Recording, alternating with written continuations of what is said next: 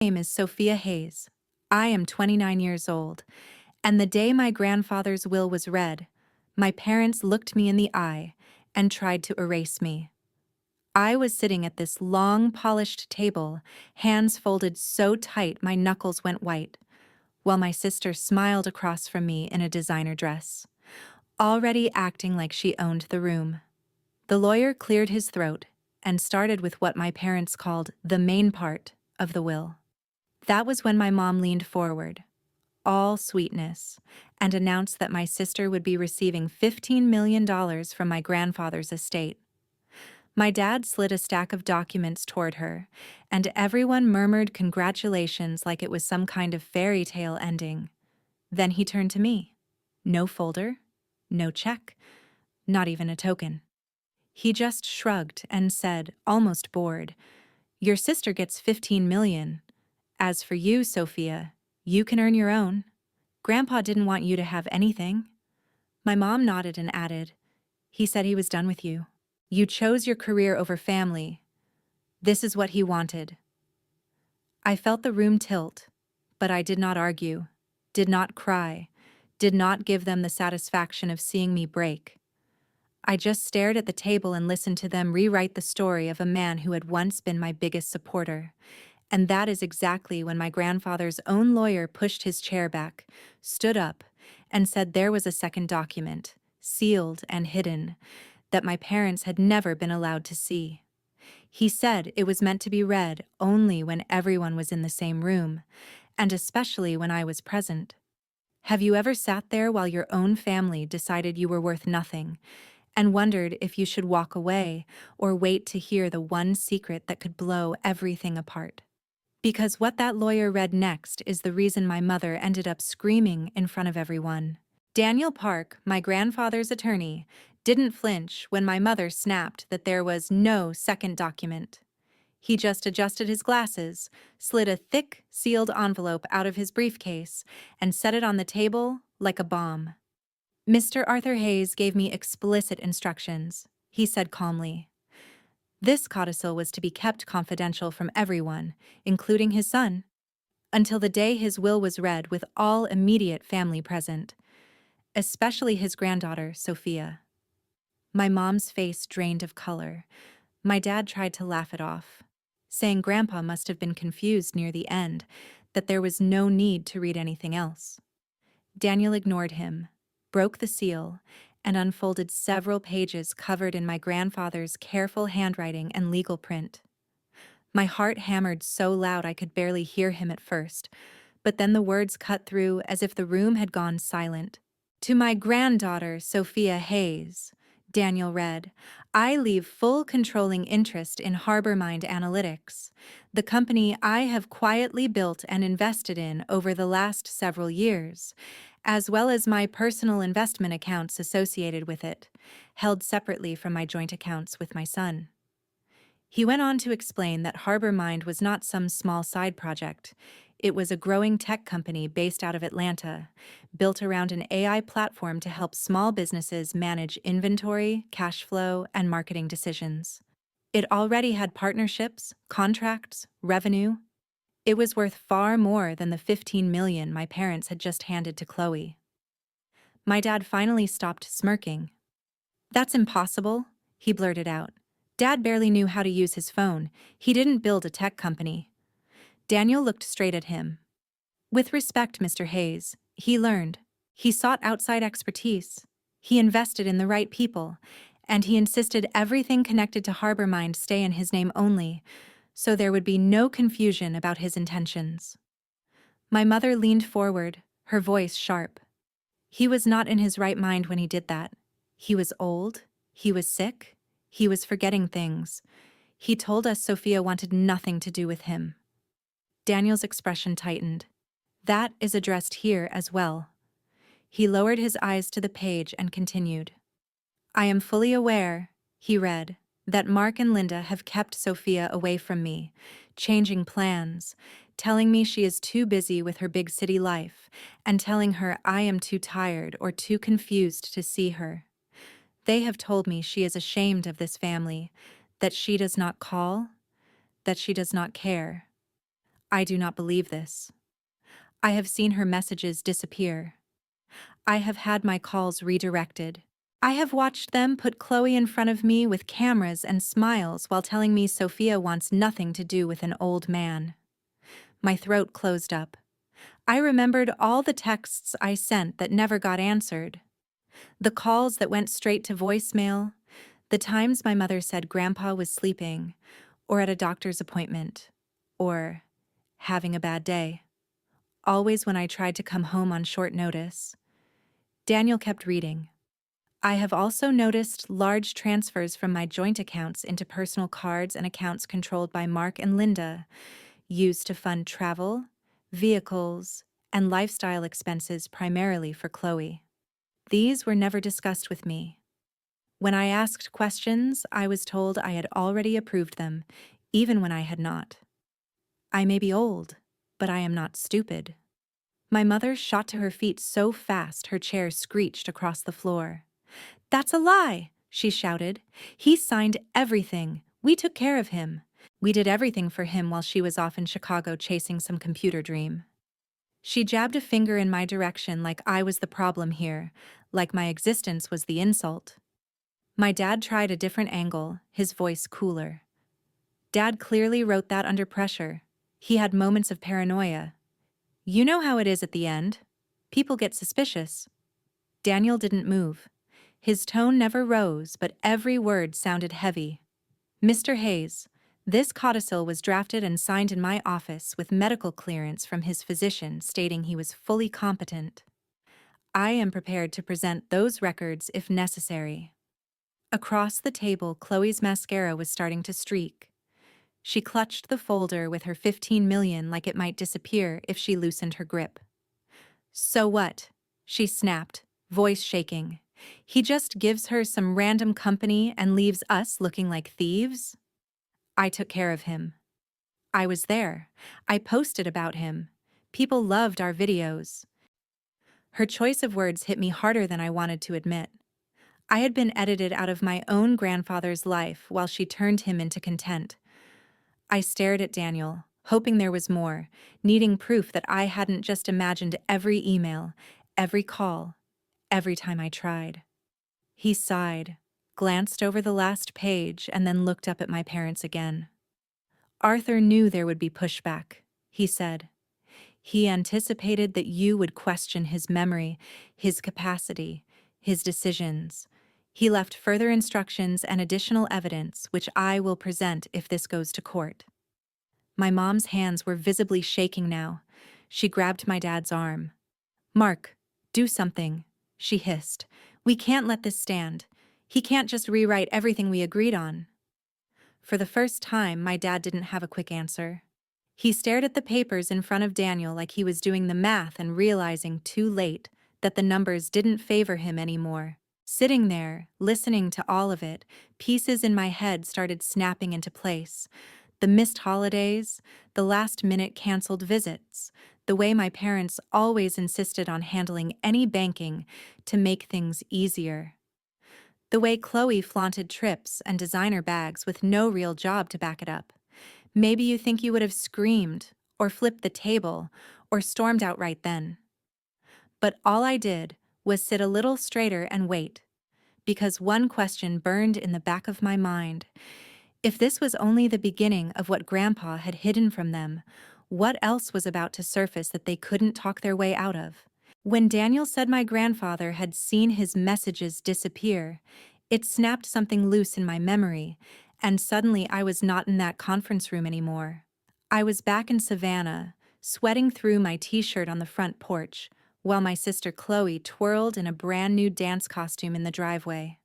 My mom was filming her with her phone, yelling, "Gimme a spin, baby, followers love this," while my dad loaded suitcases into the trunk for their weekend trip to Orlando. I was 14, holding a flyer for a summer coding camp at the community college, and when I tried to hand it to my mom, she barely glanced at it. "We already told you, that thing is too expensive," she said, eyes still on Chloe. "Maybe next year. Besides, you spend enough time on that computer of yours. Go outside or something." She shoved the flyer back into my hands like it was junk mail. That was the pattern. Money for Chloe's dance competitions, for her ring light, for her brand, for another pair of limited edition sneakers because it would look good on camera. For me, it was always maybe later, maybe next year, maybe when things are less tight. Except things never seemed tight when it came to my sister. At school, it was the same script in a different room. Teachers would stop my parents at conferences to gush about Chloe's stage presence in the talent show, about how confident she was. When they got to my name, the comments shifted. Sophia is very bright, they would say, but she needs to participate more. She hides behind her projects. My mom would sigh and joke. She'd marry that laptop if she could. And my dad would add, we're working on getting her out of her shell. Like who I was needed correcting. The first person who handed me anything that looked like real investment was my grandfather, Arthur. One afternoon, he showed up in his old pickup truck with this beat-up laptop he had bought from a closing office supply store. It was slow and ugly and perfect. They say the case is scratched, the processor is old, he told me with a wink, but I say it just means it already has stories. Now it can help you write yours. He set it on the kitchen table like it was made of glass. My mom frowned at it and muttered something about more screen time, but Grandpa ignored her. He started bringing me books the way other grandparents bring candy. Intro to Python, data analysis for small business owners, Excel for dummies he thought was hilarious. He hardly knew any of it at first, but he would sit with me at that same kitchen table and read the chapters out loud anyway, asking questions, making me explain what a loop was, what a dataset was, what it meant to clean data. He would nod seriously, then look over his glasses and say, "So in English, kiddo, how does that help somebody running a store like mine?" My parents rolled their eyes whenever they walked past. "She is never going to use that in real life," my mom would say. "At least Chloe's dance gives her some presence. That matters." One night I remember clearly. Chloe was trying on outfits for a video, sequins scattering across the bedroom floor, and my mom was zipping her up, telling her how gorgeous she looked. I came in, excited, holding a printout of a little chart I had made showing how Grandpa's store could save money by reordering certain items only once a month instead of every week. "Look," I said, "if he does this, he could save like $800 a year just on nails and screws." My dad glanced at it for half a second and said, "That's nice, honey, but you can't run a business on pretend math from a teenager." Chloe laughed and said, "Wow, nerd attack," and went back to practicing her poses. The thing is, Grandpa did look at it. The next day, he took me to his store, walked me down the aisles, and pointed at the shelves. "Show me again," he said. "Where would we change the order?" We stood there between paint cans and power tools with my wrinkled piece of paper, and he listened like I was some consultant he'd hired. Later, he patted the top of my head and said, "You see patterns the rest of us miss, Sophie. Don't forget that." One year, when I was 17, I entered a local hackathon on a whim. The prize was a small scholarship and a little recognition, nothing life-changing. I built a crude dashboard that helped a hardware store track which items sold best in different seasons and which ones just sat there.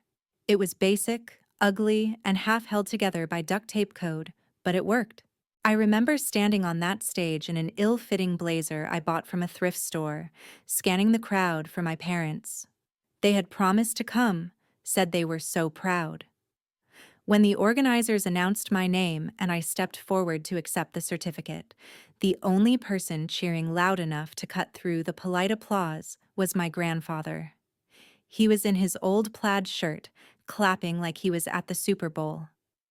Afterward, he hugged me so hard I could barely breathe and said, "You just built something useful, Sophie. Do you understand that? If you can help one store, you can help 10. If you can help 10, you can help 100. He dragged me over to the judges to make me explain my project again, peppering me with questions like, Could this tell a guy when he's about to run out of concrete mix? And what about when paint goes on sale? Can it warn him ahead of time? My parents texted me a picture of Chloe at the mall that same night, showing off a new pair of shoes, writing, "Sorry, honey, traffic was crazy. We will celebrate later." We never did. What we did do was repeat the same dynamic over and over. Chloe's milestones came with balloons and dinners out. My milestones came with a quick, good job thrown over a shoulder. If that. Meanwhile, Grandpa kept talking about ideas. What if there was a tool that told small shops when to reorder paint before they ran out? He asked. What if you could tell a bakery which cupcakes actually made them money, not just looked pretty? He would sit at the counter of his store after closing, ledger open, and ask me what I thought about different numbers. At the time, I thought he was just humoring me, making my little experiments sound bigger than they were. Now I knew better. He was thinking like an owner, like someone who had spent his life trying to keep shelves stocked and bills paid. My parents said I was weird, too intense, too focused on things no one cares about. Chloe laughed and told me I would end up alone in a dark room with a bunch of screens, that no one liked data people. Grandpa told me I was going to change the way people run their shops. He started mentioning things like partners and investors and platforms, words that sounded too big for our small-town kitchen. Once, when I joked that no one would ever trust a 20-year-old girl with their business data, he shook his head. They don't have to trust you at first, he said. They just have to see it works. Sitting in that conference room years later, listening to Daniel read words my grandfather wrote about messages disappearing and money moving without his consent, it hit me that the only person who had ever truly seen value in what I was building had realized, long before I did, that the rest of my family never would. Maybe that was why he built Harbormind in secret. Maybe he knew that if he gave them access, they would strip it for parts, slap Chloe's face on it, and leave me with nothing but an empty congratulations post and a smile for the camera. Instead, he tucked it away, tied it to my name, and waited for a day just like this, when their version of the story would finally collide with his. When the memories finally loosened their grip, I was back at that table with everyone staring at me like I had just been dragged in as evidence instead of family. Daniel was still holding the papers, but now he was watching my parents instead of reading. "You said I wanted nothing to do with him," I heard myself say, my own voice sounding strange in my ears. "You told me he was too tired to see me, that he was confused, that visits would upset him." My mom crossed her arms, defensive. "Because he was," she shot back. "You live in Chicago, Sophia. You don't know what it was like day to day." I leaned forward. "I bought a last-minute ticket home 2 Christmases ago. Remember that? I showed up at the house and you stopped me on the driveway and told me he was at some facility. No visitors allowed. Then I found out later he'd been at home the whole week." My dad's jaw tightened. "We were following doctor's advice," he said. "Stress wasn't good for him." "Funny," I said quietly. "He somehow had the energy to appear in all those videos Chloe posted." Chloe bristled. "Those videos made him happy," she snapped. "People in my comments loved him. He smiled, he laughed, he got to feel special, not like some old man rotting in a recliner." Daniel shifted his attention to her. "Chloe," he said evenly, "did your grandparents ever know you were being compensated for some of those posts?" Her head jerked back. "What?" "Brand deals," he clarified. "Affiliate links, sponsored trips tied to the content you filmed with Arthur." "Did you ever disclose the amounts to him? Or to Sophia?" Her cheeks went red. "That has nothing to do with this," she said. "I was building my career. Mom and Dad said Grandpa wanted to help. They told me it was all part of the plan." She threw a desperate look at my parents, and in that instant something in her eyes flickered, like she suddenly realized she might be out on a ledge all by herself. I swallowed and kept going. What about the emails? I asked. The ones I sent asking to visit. The times I offered to bring my laptop and show him what I was working on. You answered from his account, Mom. You wrote, Grandpa is proud of you, but he doesn't understand that stuff, sweetheart. Just focus on your life. My mom slammed her palm on the table. So now it's a crime to protect an old man's peace? She shouted. You didn't see him crying when you chose Chicago over law school here. You didn't hear him say he didn't recognize you anymore. Daniel cleared his throat. For what it is worth, he said, Arthur never told me he did not recognize you, Sophia. He did tell me, very clearly, that he felt like his relationship with you was being managed for him. My dad scoffed. Managed is what you do for an elderly parent, he said. You should know that. You draft enough wills. They get paranoid. They imagine conspiracies. They think everyone is stealing from them. Daniel set the papers down and reached into his briefcase again. This time he pulled out a small black flash drive. He laid it on the table between us. Arthur thought you might say that, he replied. Which is why he asked me to record a video when we prepared this codicil. It's dated, time-stamped, and accompanied by a statement from his physician. If you intend to suggest he was incompetent, you should see what that looks like. My mother's hand shot out. You are not playing some edited clip to smear us, she hissed. Turn that thing off. Daniel didn't even glance at her. He plugged the drive into a slim laptop the paralegal had brought in, turned the screen so everyone could see, and clicked play. My grandfather's face filled the screen, older and thinner than I remembered, but his eyes were clear. He sat in the same conference room we were in now, wearing a pressed button-down shirt, hands folded loosely in his lap. All right, Arthur, a younger version of Daniel's voice said off-camera. Just say in your own words why you're here. Grandpa took a breath. My name is Arthur Hayes, he said.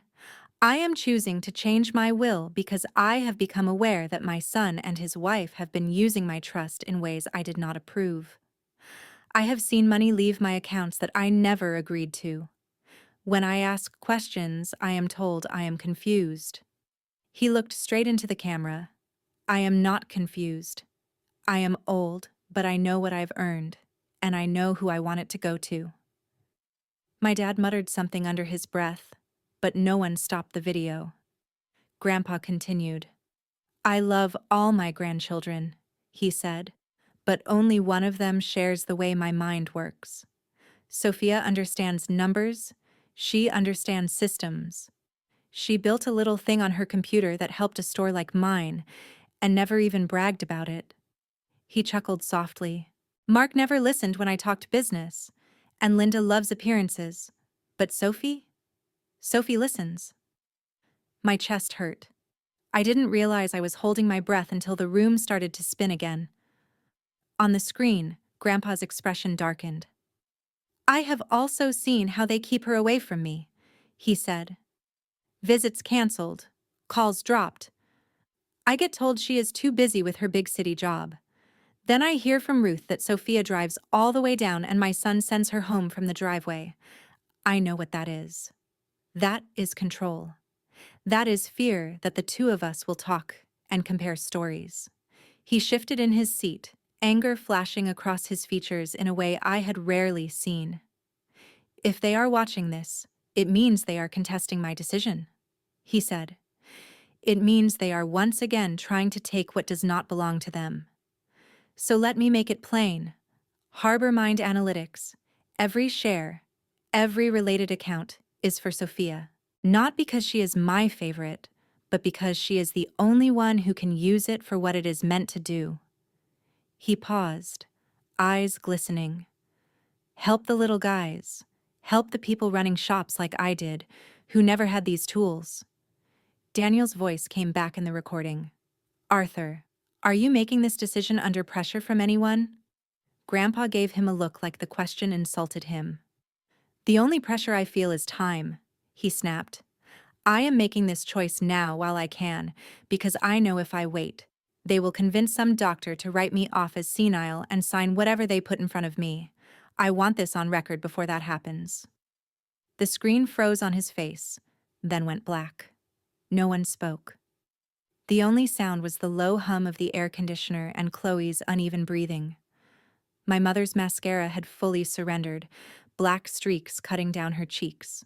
She looked at my dad like he was supposed to have some way out of this. Some legal loophole or clever line that would undo what we had all just seen. Instead, he stared at the blank screen, fingers drumming a frantic rhythm on the table. "You can take that to court," he said finally, voice hoarse. "But it doesn't change the years we spent taking care of him. A jury will see that. They will see what we sacrificed." Daniel closed the laptop with a quiet click. "You are free to challenge the will," he said. "If you do, the video, the financial records, and the physician's statement regarding Arthur's capacity will become part of the public record." He glanced briefly at Chloe, whose influencer life depended on public perception. "And given the nature of the transfers we have documented, there may also be questions raised that go beyond probate court." That was the moment my dad's fingers stopped tapping, the moment my mother stopped shouting, and the moment I realized this was not just about who got what. This was the beginning of something much bigger. And for once, they were the ones who should be afraid of what came next. The fight my parents promised never made it to some dramatic jury trial with witnesses crying on the stand. Once Daniel filed the codicil, the video, and the bank records, their bluff collapsed under the weight of numbers they couldn't charm or cry their way around. There were meetings, of course. They hired a lawyer who walked into the first conference room loud and confident, shaking hands too hard, telling my parents not to worry, that these things are always negotiable.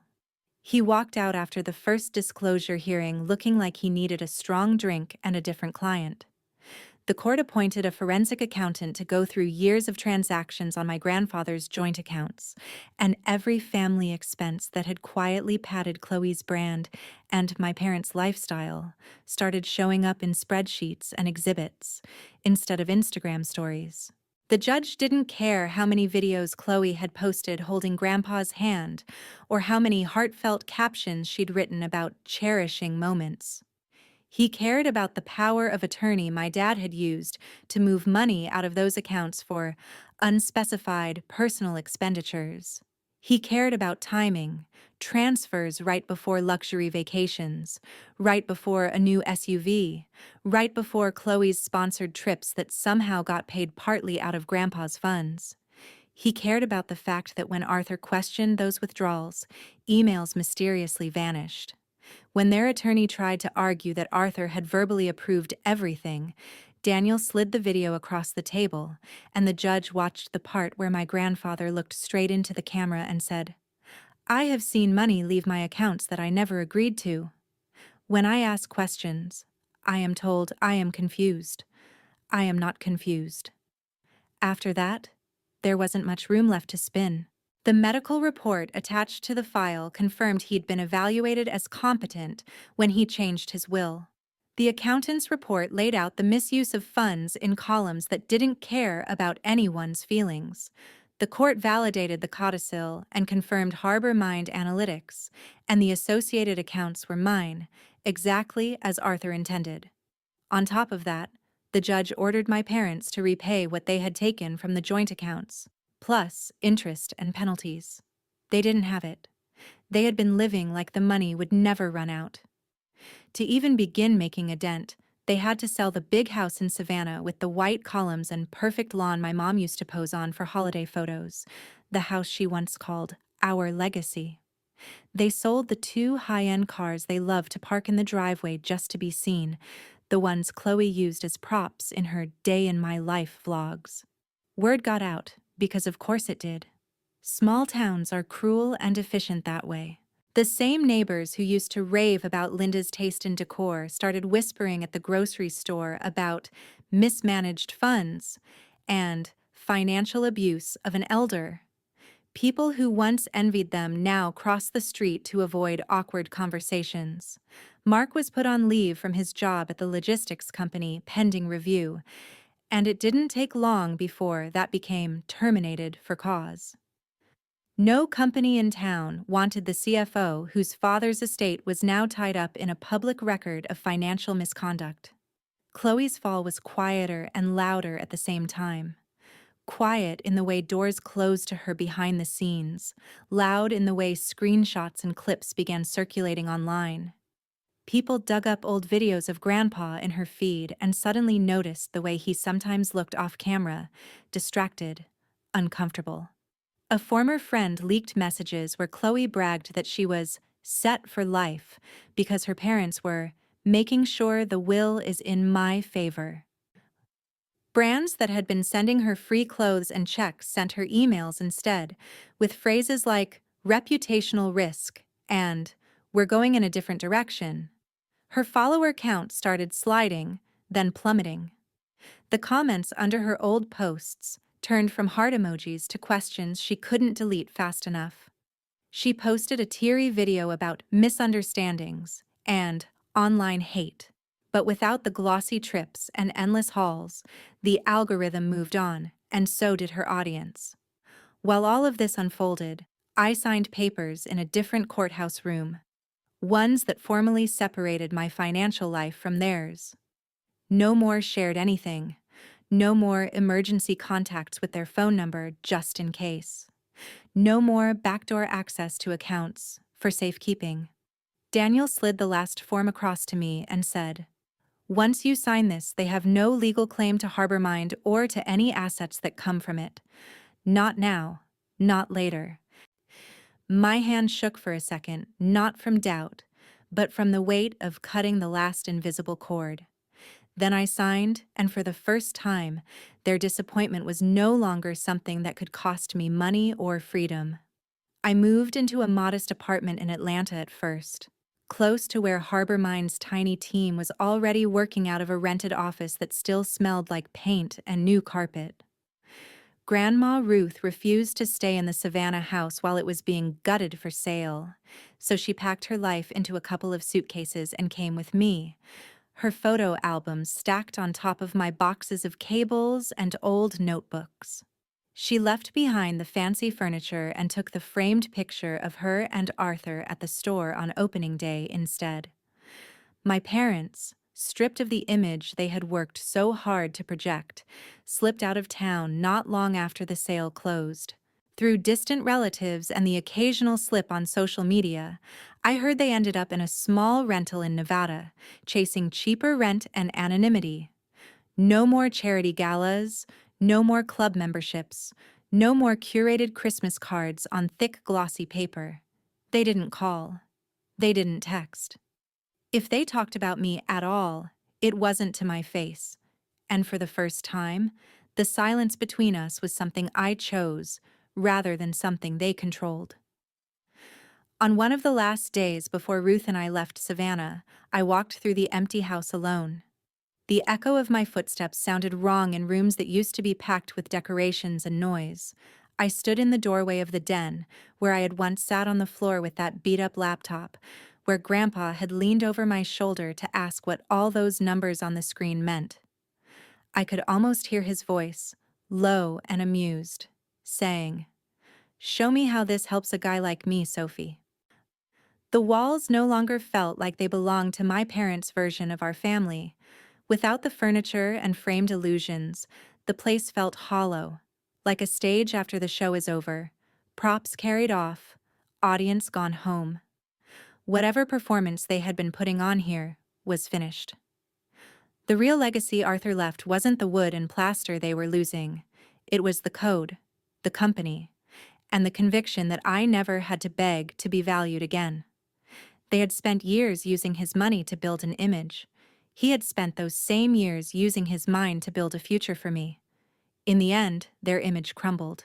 His future stood. 4 years later, if you had walked into Harbormind's office in downtown Atlanta, you would never have guessed it started as a side project on a beat-up laptop and a promise made in a will that almost got buried. We had real glass doors now, a logo on the wall, a team of 50 engineers, analysts, and support staff who spent their days building tools for people who looked a lot more like my grandfather than like my parents' country club friends. Our platform helped small hardware stores, bakeries, barbershops, corner bodegas, you name it, track their inventory, forecast demand, and to understand which products actually made them money. When a storm was coming, HarborMind could tell a tiny coastal shop exactly how many generators to order.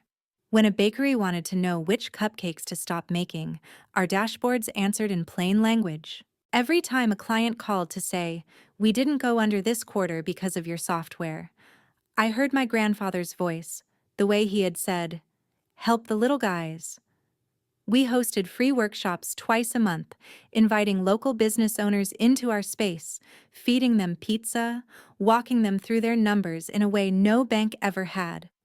I set up a scholarship fund in Arthur's name for students from working-class families who wanted to study data or computer science, and every year we handed out a stack of refurbished laptops like the one he had bought me, except these actually booted up in under 10 minutes. Chloe reached out the second year after the will reading. It started with a long email that sat in my inbox for weeks before I opened it. She didn't ask for money, she didn't ask for a shout-out.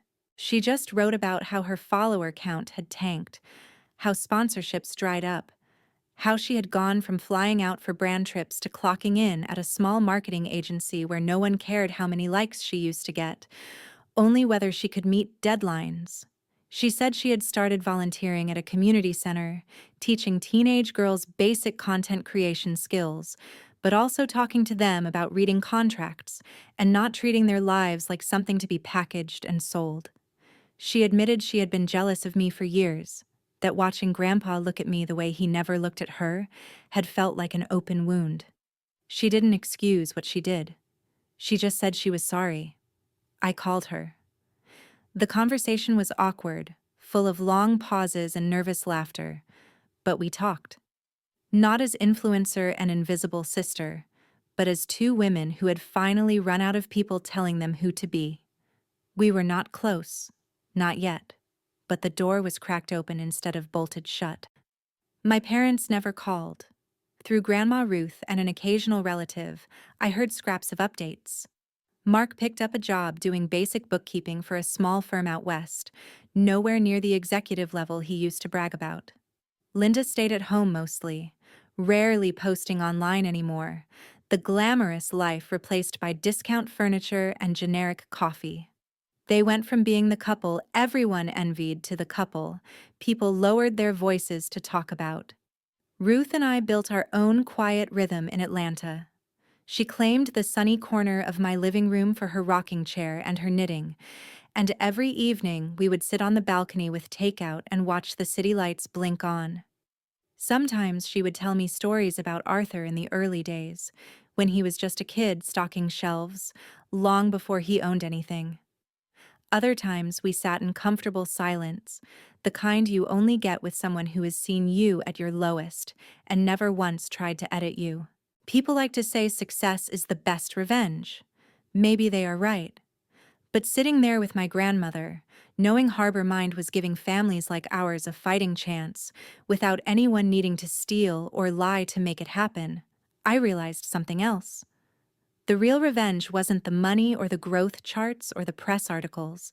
It was knowing that the part of me my parents had dismissed as useless, the girl with the pointless computer obsession, was the part that built a life they could no longer touch. The first time I told the whole story out loud to strangers was on a stage in New York, under a red circle of light with cameras pointed at my face and Ted glowing behind me. My palms were sweating around the clicker, but my voice was steady when I started the way it had all started for me. At my grandfather's will reading, my parents gave my sister $15 million and told me to earn my own. They said Grandpa didn't want me. They were wrong.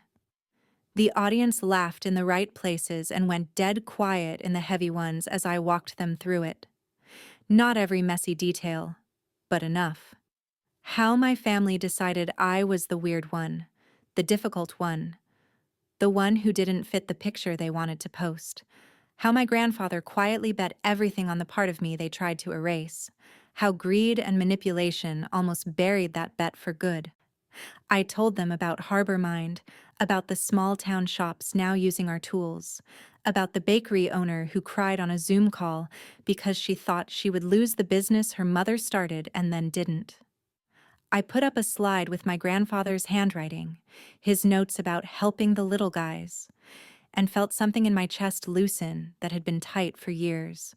When I finished and the applause washed over me, it didn't feel like vindication so much as confirmation that his belief in me had landed somewhere real. Later that night, back in my apartment, I took off the blazer and heels and sat on the edge of my bed with the one object from Grandpa I carry everywhere now, his old wristwatch. The leather band is cracked, the face a little scratched. But when you pop the back open, there's a tiny photo of me at 17, standing next to my hackathon project with my hair frizzing out, grinning like an idiot. On the metal around it, he had paid someone to engrave one sentence. For the granddaughter they never understood, but I always believed in. I ran my thumb over the words until they blurred. For a long time, I thought the only way to win was to make my parents eat their doubts, to force them to admit they were wrong about me. But somewhere between the courtroom and that stage, I realized that wasn't the point. The point was that I stopped auditioning for people who had already decided not to see me. The point was that I took the love and belief I got from one old man and multiplied it, turning it into jobs and scholarships and second chances for people who came from families a lot like mine. If there is any lesson in what happened, it is this. Being the unwanted child does not mean you are unworthy. It usually just means the people around you are too afraid or too small to handle who you really are. You do not have to stay in rooms where your value is up for debate. You are allowed to build new rooms with new people who don't need to be convinced you matter. And if you have ever been the Sophia in your family, the one who got overlooked, blamed, or cut out, I hope you remember this part more than the money or the scandal. One person believing in you at the right time can change everything. Be open to finding that person. And when you can, be that person for someone else.